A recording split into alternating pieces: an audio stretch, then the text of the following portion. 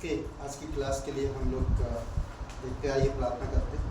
पवित्र दयालु और करुणामय परमेश्वर पिता प्रभु ईश्वर धन्यवाद देते और एक शुभ अवसर आप हमें दिए। सारा आदर सारा गौरव हम तुझे देते हैं, धन्यवाद देते हैं इस एवरीडे क्लास के लिए। दयालु और करुणामय परमेश्वर हमें सीखने में मदद कर पिता कि हम आपके वचन को सिद्धांतों को समझे, उसको पालन करें और अपने जीवन में अप्लाई कर सकें। यीशु मसीह के नाम से मांगेंगे, आमीन। ओके, ये है 5वां क्लास।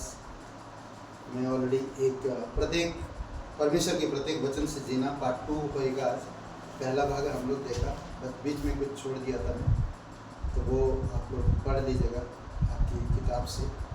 ओके, परमेश्वर के प्रत्येक वचन से जीना, और ये हम लोग जो सीख रहे हैं अनुप्रयुक्त बाइबल सिद्धांत यानी कि ABD। ओके, तो आज वचन के ऊपर बात करेंगे फिर से। परमेश्वर के प्रत्येक वचन से जीना। वचन हमारा निर्देश तंत्र, वचन हमारा निर्देश तंत्र, विश्वासी के जीवन के आधार। मती 4:4 विश्वासी के जीवन के लिए आधार। मती 4:4 इंसान सिर्फ रोटी से नहीं जिएगा पर और उठाया जाएगा, जिएगा और उठाया जाएगा और संभाला जाएगा, बल्कि प्रत्येक उस वचन से जो परमेश्वर के मुख से निकलता है। ओके, कई बार हम लोग इस वचन को पढ़ते हैं, मनुष्य केवल रोटी से जिएगा नहीं। 3 चीज़ें इसमें कहते हैं कि रोटी से नहीं जीने का मतलब उठाया जाएगा, संभाला जाएगा और प्रत्येक वचन से जो परमेश्वर के मुख से निकलता है, ठीक है, उठाया जाएगा, संभाला जाएगा।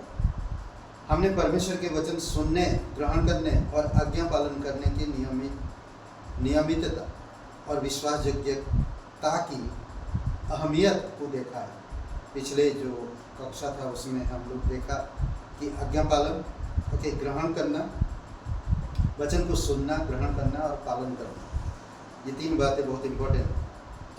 अब हम वचन सहित परमेश्वर के प्रत्येक वचन के द्वारा जीने के संभवतः सबसे जरूरी आयाम की ओर अपना ध्यान करते हैं। वचन संहिता के लेखक ने परमेश्वर को रो कर पुकारा, तेरा वचन अति पवित्र है, परखा और पूरी रीति से ताया हो, इसीलिए तेरा दास उस पर प्रीति रखता है। वचन संहिता 119, 140 वचन में कहा गया। यीशु ने कहा, आकाश और पृथ्वी टल जाए परंतु मेरे वचन कभी ना टले। मत्ती 24:35। ओके, एक वस्तुनिष्ठ और व्यवहारिक विश्वासी को जल्द ही इस निष्कर्ष पर पहुंचना होगा कि परमेश्वर का वचन उसके जीवन में इकलौता सच्चा अधिकार है। नीति वचन 14:12 ये वचन कहता, ऐसा मार्ग है जो मनुष्य को ठीक जान पड़ता है। कभी कभी ऐसा मार्ग दिखता है कि मनुष्य बहुत खुश होता है उस मार्ग से, उनको अच्छा लगता है, वो मार्ग बेस्ट है, बोलते हैं ये परमेश्वर की ओर से आया। कभी कभी वो अपने विचार, अपनी मन, अपनी सोच में लगा और उसके सक्षम सीधा लगता है, उसके बोलते ठीक है, बढ़िया है, अच्छा है, अधिक और क्या बोलते हैं, सीधा लगता है, परंतु उसके अंत में मृत्यु ही मिलती है। यिर्मयाह का 17:9 घोषणा करता, मन तो सब वस्तु से अधिक धोखा देने वाला होता है, तो मेरी मन की नहीं बल्कि परमेश्वर की सुनना, और अत्यंत विकृत और भ्रष्ट और बुरी तरह असाध्य रोग से ग्रसित है, उसे कौन समझ सकता है। कैसा है मन? बीमार है, असाध्य रोग से बीमार है। ओके, अपने खुद के हृदय और मन को मालूम समझ पहचान, मालूम करना, समझ रखना और पहचानना अपने खुद की मन को। इसके अतिरिक्त वह विश्वासी जो परमेश्वर के वचन से सहमत में वस्तुनिष्ठ तरीके से सोचता है, वह यकीन करता कि वह अपने दिल पर भरोसा नहीं कर सकता, अपने दिल पर भरोसा नहीं कर सकता बल्कि परमेश्वर पर भरोसा करता। परमेश्वर का वचन ना केवल उसे बुरे मार्ग से बचाने का वादा करता है, बल्कि उसे सत्य के मार्ग में अगुवाई करने का भी। ओके, अनंत का वचन हमारे अस्तित्व में क्या है, पेंट करता है और प्राण और आत्मा को विभाजित करता है ना। इब्रानी का 4:12 वचन में कहता है, क्योंकि परमेश्वर जो बोलता है, क्योंकि परमेश्वर जो वचन बोलता है वह जीवन और शक्ति से भरा है, जो इसे क्रियाशील, सक्रिय,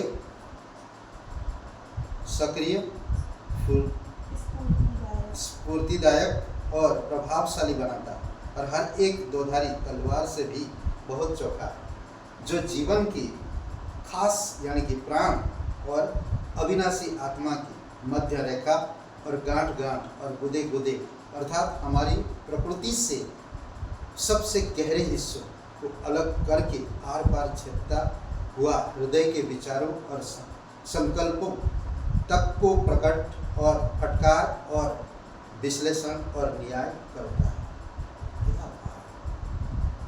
हम लोग जब पढ़ते हैं तो अलग ही पढ़ते हैं,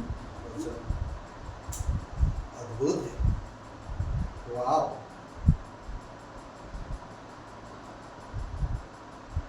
सही है, समझ में आया? आप लोग को समझ में आया तो समझिए। इब्रानी का 4:12 मैं पढ़ के सुना दिया, आप लोगों को समझाने की जरूरत नहीं है, समझाया गया पूरी तरह से। वह विश्वासी जो परमेश्वर के वचन को इस तरह से जानता है, उसके पास प्रत्येक आज्ञा को अपने जीवन का आधार और मापदंड बनाने के सिवा और कोई चारा नहीं। वचन को जब आप सीखेंगे, जब आप समझेंगे, वचन को ग्रहण करेंगे, सुनेंगे, ग्रहण करेंगे और पालन करेंगे, तो आप अलग इंसान बनेंगे। ये डेफिनेटली आप एकदम अलग होंगे। मैंने देखा है बहुत सारे ऐसे परमेश्वर के लोगों को ना, जो वचन से प्यार करते, वचन सुनते, ग्रहण करते, पालन करते और वचन पर चलते हैं। पालन करने मतलब वही कि वचन पर चलने वाले, सिर्फ सुनने वाले नहीं बल्कि चलने वाले होते हैं। उनका जीवन अलग है, वो लोग निर्णय सही लेते हैं और जो भी काम करते सही करते हैं। कई बार मिस्टेक ऐसा हो सकता है, आ सकता है उनके जीवन में, बट वो वचन पर भरोसा रखते हैं और अपनी मार्ग पर। यहाँ पर 2 चीज़ें हम देख सकते हैं। मन धोखा देता है, हमारे हृदय में रोग लगा है, हमारे हृदय में रोग लगा है और मन धोखा देता है। और उसमें एक बात कहता कि वचन कभी टलता नहीं, वचन कभी टलता नहीं मतलब नष्ट नहीं होता है। ओके, और आकाश पृथ्वी टल जाएगा पर परमेश्वर की बातें कभी ना टलेगी। ओके, नीति वचन का 14:12 में क्या कहा कि इंसान को लगता है कि ये मार्ग सही है, जान पड़ता है, पर बाद में आखिर में क्या मिलता है उसे? मौत। समझ रहे हैं? यीशु मसीह ने कहा मार्ग 2 मार्ग है, एक सकरा एक चौड़ा, और चौड़े मार्ग में सब कोई जाना चाहते हैं, एक दूसरे को देख कर जाते हैं, पर जो सकरा मार्ग में जाता है वो परमेश्वर को वचन देख कर जाता है, परमेश्वर को देख कर चलता है। और वो अंत में क्या है इनका? दोनों मार्ग का अंत क्या है? एक विनाश है और एक जीवन। ओके, तो इब्रानी 4:12 में वचन की जो निचोड़ है उसमें देता है, चाहे वो हमारे बाहरी जीवन का हो चाहे हमारे भीतरी जीवन का। तो वचन हमें सही अर्थ समझाता और सही तरह से हमारी मन, भावनाएं, विवेक, इच्छाएं, हर एक चीज़ में सही बैठाता है और सही बनाता है, अंदर से सोच विचार में, और अंदर से बदलाव लाता है। जब अंदर से बदलाव लाता है तो हमारे बाहरी जीवन में बदलाव दिखता है। तो वचन क्या करता?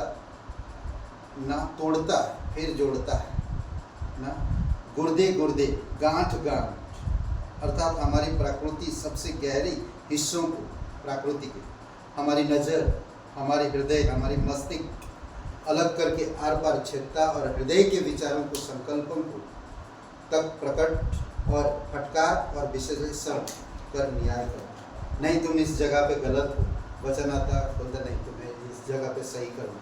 वचन हमें सही करता है। ओके, कहाँ था? इसलिए हालातों और भावनाओं, यही था ना। ओके, हाल इसमें एक चीज, विश्वासी जो परमेश्वर के वचन को इस तरह से जानता है, उसके पास प्रत्येक आज्ञा को अपने जीवन का आधार और मापदंड बनाने के सिवाय और कोई चारा नहीं। हमें हर जब सुनते वचन ना, जब परमेश्वर की वचन को सुनते तो हमें आज्ञा मानने और जीवन को आधार बनाने में मदद करता है। हालातों और भावनाओं और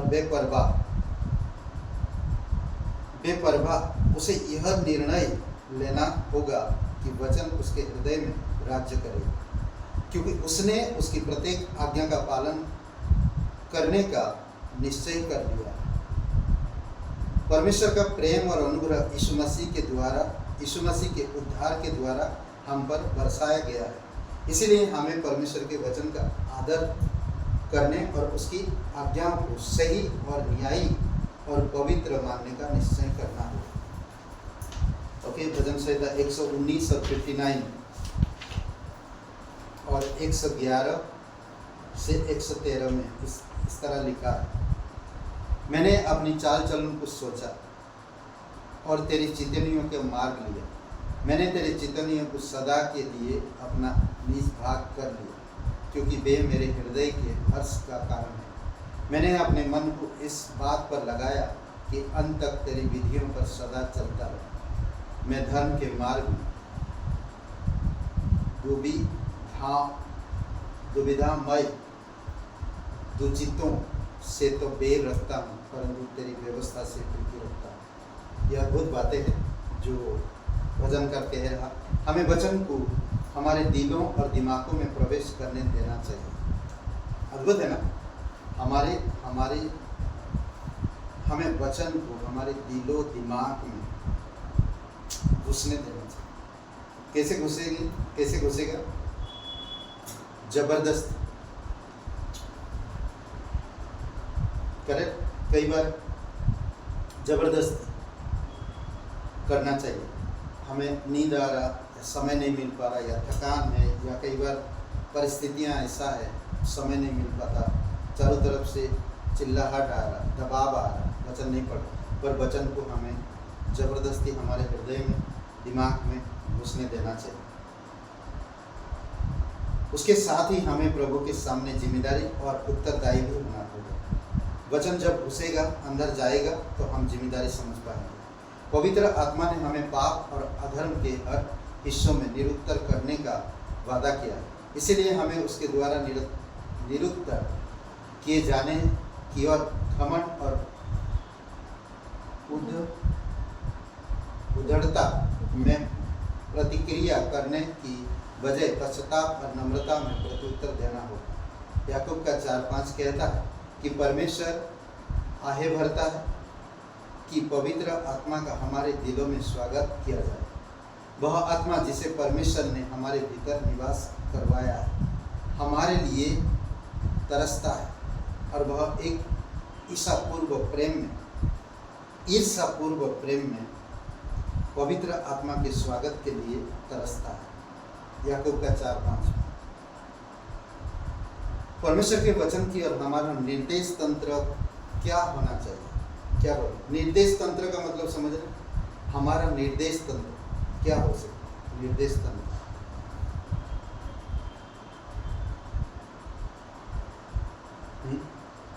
निर्देश तंत्र क्या होगा? दिख नहीं रहा, आप देख रहे। निर्देश तंत्र क्या होगा? क्या बोलते हैं? निर्देश तंत्र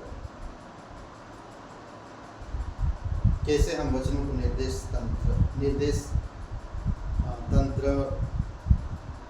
तंत्र को समझ पाएंगे कैसे? निर्देश तंत्र क्या है?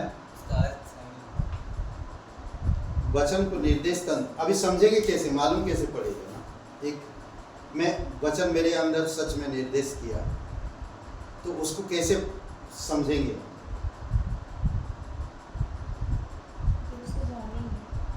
अरे वचन को जाने तभी तो वचन गया अंदर। करेक्ट। अभी कोई चीज को तोला, देखा, परखा, फिर तो लिया ना। करेक्ट। फिर वो जाने के बाद क्या करेगा? कार्य करेगी। तो क्या काम? वही तो मैं पूछ रहा हूँ। निर्देश हो गया। चल अब आपको निर्देश तंत्र मतलब आपके दिमाग को चलाना चाहिए, आपकी नज़र को कंट्रोल करना चाहिए, आपकी हृदय को, आपकी भावनाओं को, आपके विचारों को, आपके अंदर प्रेम, आपके अंदर जो शब्द, ये तंत्र काम करता है। अभी सोचिए एक इंजन है, अगर इंजन में ऑयल नहीं है तो चलेगा नहीं। जब ऑयल डाला जाता है तो वो खुल जाता है चारों तरफ से, आप उसको घुमाओगे तो खुलेगा नहीं, चलने लगेगा। उसी तरह से वचन जब गया तो खुल दिया। अब कहाँ गया? ऑयल जाकर ना, क्या बोलते हैं, वचन को ऑयल भी बोला गया ना, तेल भी बोला गया ना।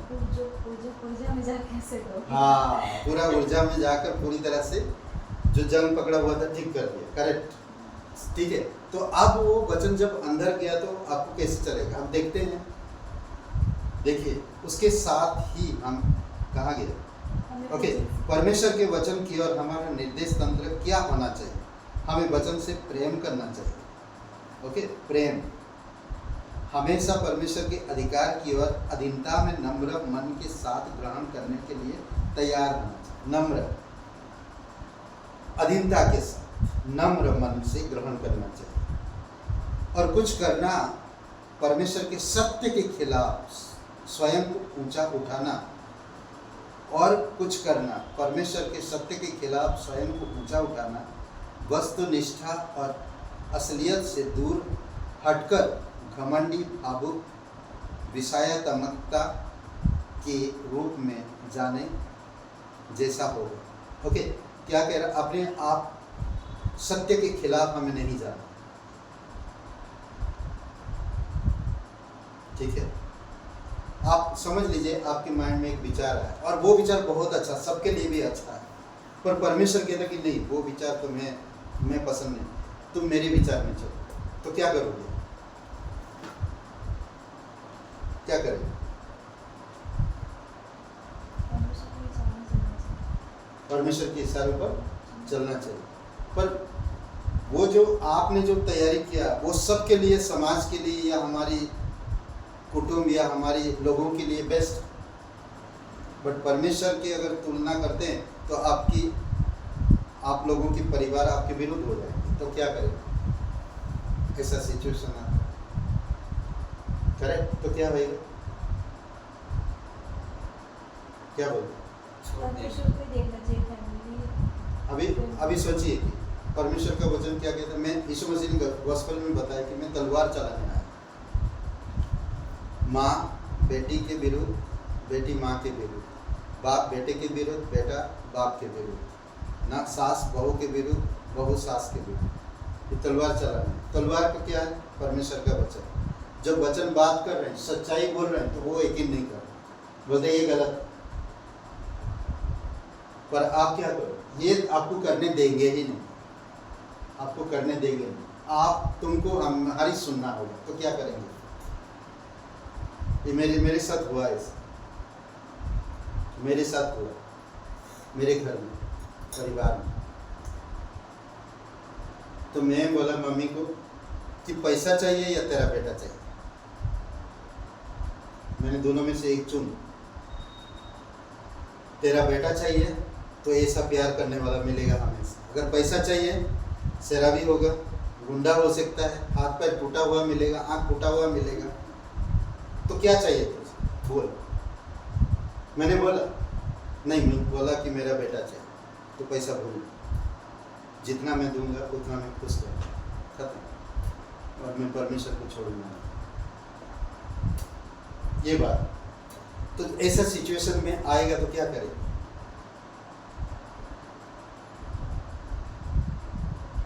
करेक्ट। राजा दाऊद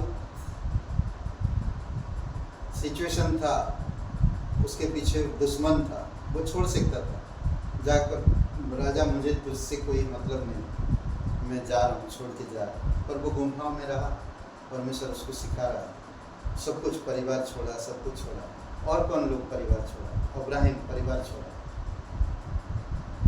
करेक्ट।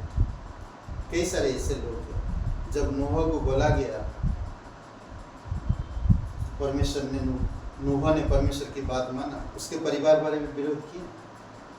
एंजॉयमेंट नहीं, कुछ नहीं, दुनिया के लोग एंजॉयमेंट कर रहे हैं और हम लोग इधर जहाज बना रहे हैं। कभी जिंदगी में पापा बारिश नहीं आया, आप भी बोल सकते है कि नहीं? बारिश नहीं है, क्या कर रहे हैं, बोल सकते हैं। अच्छे अच्छे लोग बोल सकते हैं। कई बार अच्छे अच्छे लोग ठंडा पड़ गए। अभी ये देख रहे हैं, कलीसिया लग नहीं रहे तो अच्छे अच्छे लोग ठंडा पड़ रहे हैं। कलीसिया लग नहीं, कौन बोला? लग ही रहा कलीसिया। जो आना होता आते, जो नहीं आते नहीं, ठंडा हो जाता। तो ये कई सारी चीज़ें हैं जो आपके अंदर जब वचन जाएगा, आपकी स्वभाव, आपकी चरित्र, आपकी भावनाएं, विचार, कई सारी चीज़ें अलग हो जाएगा। अगर आप सत्य के खिलाफ में जाएंगे तो आप अपने आप को ऊंचा करेंगे, वस्तुनिष्ठा बनाएंगे, कोई वस्तु को लेकर आप बातें करेंगे और असलियत से दूर हटकर घमंडी, हाबुक और विषयात्मक के रूप में जाने जैसा होगा ना। ये सब चीज़ों के बारे में आप सोचेंगे, क्योंकि हम पापी अवस्था में हैं। हमें परमेश्वर की सक्षम पश्चाताप में नम्र होना होगा। सत्य को हर हिस्से में आज्ञा मानने के लिए हमें तत्पर मन रखना होगा। हमेशा सत्य से बाहर मत जाओ। अपनी सबसे कमजोर क्षणों में यीशु ने परीक्षा का जवाब यह कहकर दिया, यह लिखा है, मनुष्य केवल रोटी से नहीं परंतु प्रत्येक उस वचन से जो मनुष्य के मुख से निकलता है जीवित रहेगा। यीशु ने इस बात पर ज़्यादा ध्यान नहीं दिया कि उसने 40 दिन और 40 रात भोजन नहीं किया। अगर हम लोग ऐसा करें तो हम लोग बोले, तुम्हें पता नहीं कि 40 दिन 40 रात उपवास था, अपने आप कोई दिखाए सारे लोगों को बता नहीं रहे जब तक लोग उसका तारीफ ना करें। पर यीशु ने उस बात को ध्यान दिया। अच्छा पॉइंट है, यीशु ने उस बात को ध्यान नहीं दिया जो उसने किया, पर इस बात पर ध्यान दिया कि परमेश्वर की वचन क्या कहेगा। अद्भुत है। ऐसा कई बार सिचुएशन आ सकता आप और मेरे जीवन में, यहाँ पर है नहीं, मैं बता रहा हूँ। ऐसा कई बार में हमारे जीवन में आ सकता है सिचुएशन। हम किस पर ध्यान दें? जो काम हमने किया उसकी गिनती करवाए या परमेश्वर की वचन उस जगह पे रखे? तो हमें परमेश्वर की वचन रखना चाहिए। हमें वाहवाही नहीं चाहिए ना। दूसरा कोई तेरे एक वचन, आई थिंक नीति वचन 17 अध्याय 1 वचन में देखिए जरा, खोलिए 17 का 1 या कहाँ 1 या 2। चैन के साथ नहीं,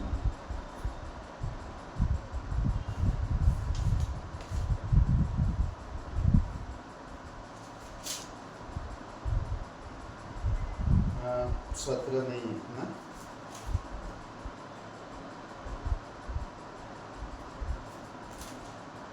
कहाँ गया?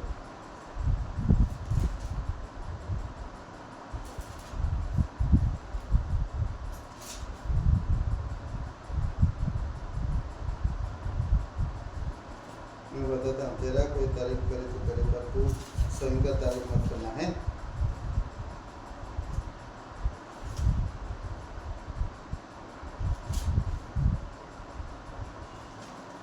किसी को मालूम है?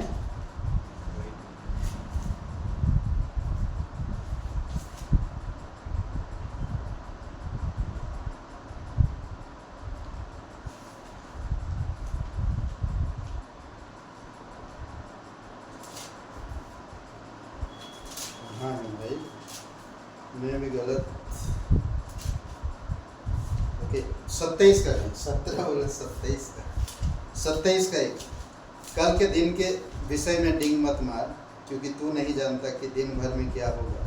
तेरी प्रशंसा लोग करें तो करे, परंतु तू अपना ना करना। दूसरा तुझे सराहे तो सराहे, परंतु तू अपनी सराहना ना करना। समझे? ओके, मैं इस वचन के बारे में सोच रहा था। यीशु मसीह ने अपनी तारीफ को नहीं दिखाया। अरे तुम क्या बात करो, 40 दिन 40 रात निराहार रहा, तो और मुझे मेरे पास आए, बोल सकता था सर, नहीं, उसने वचन को कहा नहीं, मनुष्य रोटी से नहीं, परमेश्वर के मुख से जो वचन निकलता है उसी से जीवित रहेगा, उसने वचन बताया। अद्भुत। यीशु ने इस बात पर ज़्यादा ध्यान नहीं दिया, भजन नहीं किया, उसके हालात अहमियत के लिए नहीं थे, क्योंकि यह लिखा है वाक्यांश यूनानी भाषा में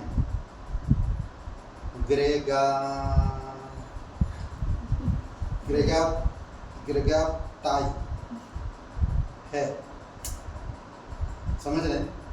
यह पूर्ण काल कर्मवाच्य और संकेतात्मक में है। पूर्ण काल यह बताता है कि यह बीते समय में लिखा गया था, जब लिखा जा रहा है तब भी सच है और अभी भी पूरे जोर से क्रिया में है। उस समय में भी वो सत्य था, आज भी सत्य है, आज के दिन में भी ये कामगारी है, ये वचन आज के दिन में भी वो बता रहा क्रिया में। कैनिथ बिस्ट लिखा गया, इसे वर्तमान समय में संपूर्ण परिणामों की उपस्थिति कहता है। कर्मवाचक बताता है कि कर्ता क्रिया के द्वारा किया जा रहा कार्य ग्रहण करता है। यीशु और शैतान दोनों यह लिखा गया का कार्य और बल प्रयोग ग्रहण किया करते हैं। पर ध्यान दो, इस पंक्ति में अगली क्रिया जैसे ताई है, जो यूनानी शब्द जीवित रखेगा के लिए, जैसे ताई जीवित रखेगा।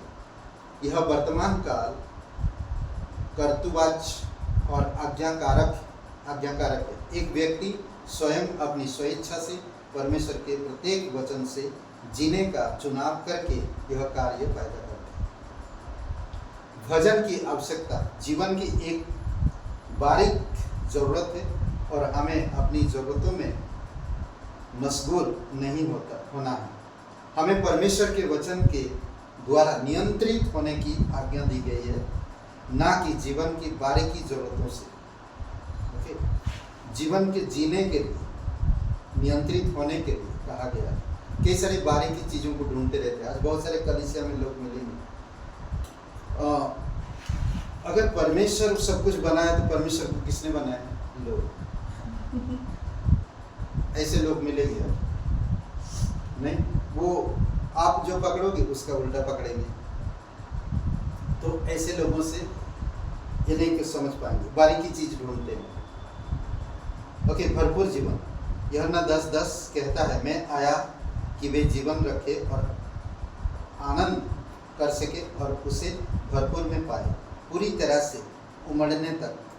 यह अध्याय उन फायदों के विषय में बात करेगा जो विश्वास प्रतिबद्ध विश्वासी इस जीवन में उपयोग किए जाने वाले अस्थाई और अनुभव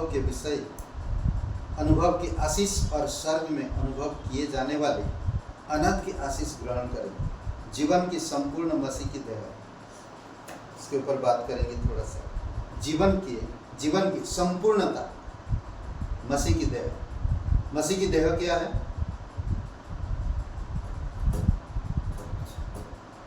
मसीह की देह क्या है? कलीसिया है, बता नहीं रहे आप। यीशु मसीह चाहता है कि प्रत्येक विश्वासी के पास भरपूरता का जीवन, पूरी तरह से उमड़ने तक। ऐसा भरपूर जीवन हमें कैसे अनुभव करते हैं? हम कैसे अनुभव करते हैं? इस सवाल का उत्तर इफिसियों का 1:3, जो उसकी देह है और उसकी परिपूर्णता है, जो सब में सब कुछ पूर्ण करता है। ओके, अद्भुत है ना? यीशु के देह से हमें मिलता है। ये लो रोटी खा और हमेशा यही करते रहो, यही कहा ना, स्मरण करते रहो। क्यों कुछ करता है? क्योंकि उस देह में उसका पूरा परिमाण होता है, जो सब चीज़ों को पूरा करता है और जो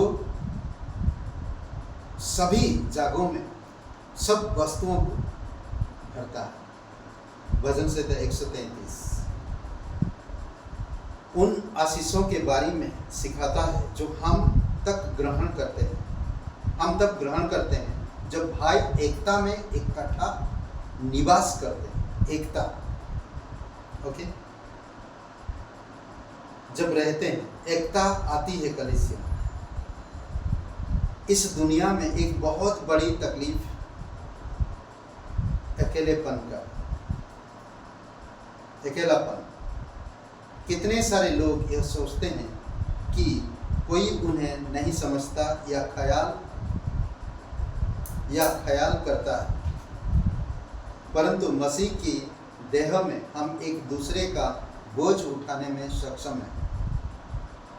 आमतौर पर लोग जिन तकलीफों का सामना करते हैं वे दिल नहीं तोड़ती, बल्कि यह सच्चाई की उन्हें यह लगता है कि वे एकलौते व्यक्ति हैं जिन्होंने इस तरीके के बोझ उठाए।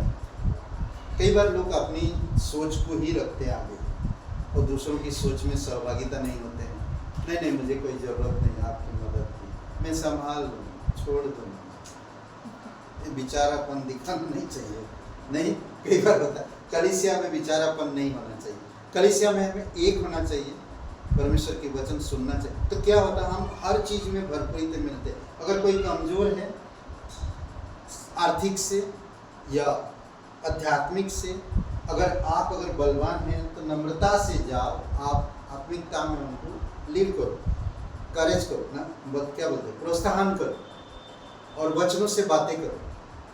और अगर उनको कोई चीज़ नीड है, कलीसिया है, प्रे करो और हो सके तो उनको गुप्त में उनके नीड पूरा कर सकते हैं। गुप्त में किसी को शेयर करने की ज़रूरत नहीं और ना उनके सामने आपको अच्छा बनने की ज़रूरत है। मैं नीड उनका पूरा करूँगा तो वो मुझे अच्छा बोलेगा, मेरा दोस्त बनेगा, तो वो क्या ग्रुप बनता है। वो ग्रुप मत बना ना।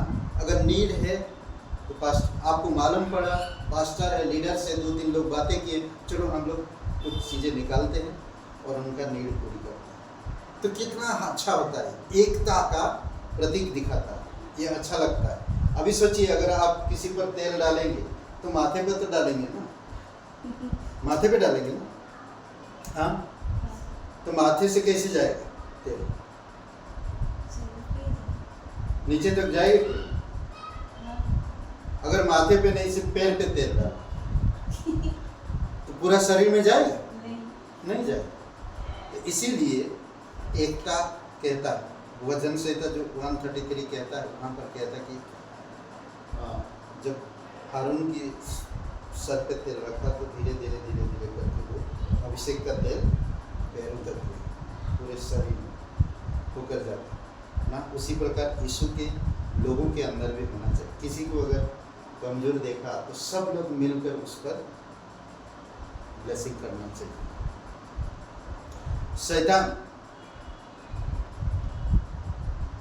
शैतान यीशु मसीह की सम्मिलित देह में मसीह के जीवन से लोगों को अलग करना पसंद करता है। सम्मिलित लोग एकता को तोड़ता है, अलग करता है यीशु के देह से। ऐसे लोगों के पास हालातों की ज़रूरतों से मुलाकात करने के लिए मसीह का जीवन नहीं होता है। यूहन्ना 5:40 कहता है, और फिर भी तुम मेरे पास आने के लिए तैयार नहीं जिससे तुम जीवन पाओ। लोग तैयार नहीं होते, लोग अपने नीड को पूरा करने के लिए आते हैं। ओके, यदि तुम मसीह के पास नहीं आते हो तो तुम्हारे पास उसका जीवन कैसे हो सकता है? यदि तुम परमेश्वर का वचन नहीं सुनते तो तुम्हारे व्यक्तिगत जीवन के लिए विश्वास कैसे रख सकते हो? यदि तुम स्वयं को दोस्त नहीं दिखाते तो तुम्हारे पास दोस्त कैसे हो सकते? अच्छा नहीं? अद्भुत। नीति वचन का 18-24, जब तुम परीक्षा से गुजरते हो तो वचन सुनने से दूर मत भागो।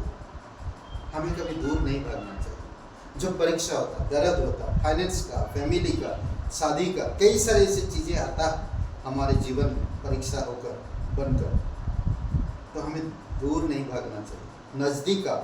परमेश्वर का वचन वादा करता है कि यदि तुम परमेश्वर की ओर उसके लोगों के निकट आओगे तो वह तुम्हारे निकट आएगा। याकूब 4:8 कहता है, परमेश्वर के निकट आओ तो वह भी तुम्हारे निकट आएगा। पहचानो कि तुम पापी हो, अपने गंदे हाथ शुद्ध करो, एहसास करो कि तुम निष्ठाहीन और दूषित और विभाजित शौकों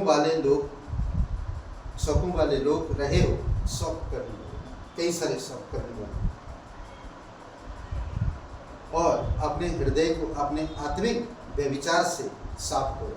परमेश्वर के निकट आने के परिणाम यह होंगे कि तुम परमेश्वर के जीवन से छलकने लगोगे। तुम उसी तरीके से लोगों को सांत्वना देने लगोगे जैसे परमेश्वर ने तुम्हें सांत्वना दी। अद्भुत है नहीं? 2 थिस्सलुनीय का 2:16 पढ़िए। 2:16 2 थिस्सलुनीय।